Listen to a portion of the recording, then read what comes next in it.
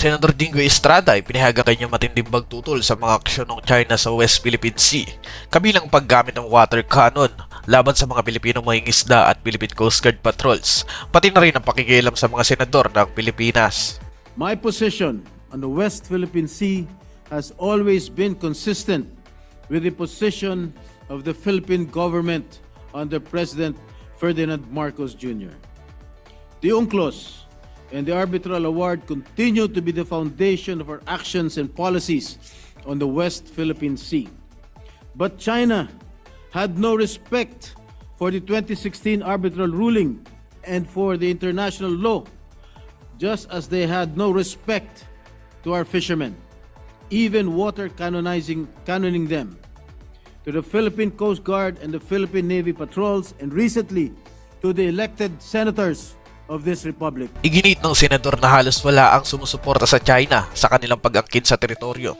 Hindi ang international law, hindi ang pagdaigdig ng komunidad at lalo na hindi ang mga bansang direktang apektado. Binigyan diin niya na ang tinatawag nilang historical rights ay hindi kinikilala ng modernong batas pandagat. Ang pananakot o puwersa ay hindi nagiging katotohanan. Namimihasa na kayo. Walang kaya. Sino ba pumapanig sa kanila sa pang-angkin sa West Philippine Sea? Ang sagot, halos wala.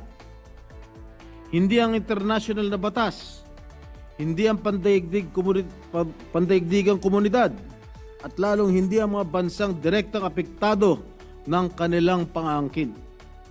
Ang tinatawag nilang historical rights ay hindi kinikilala ng modernong batas pandagat, at ang pagdidikta sa pamamagitan ng lakas o puwersa ay hindi nagiging katotohanan kahit idaan pa sa pananakot at mapanganib na maniobra.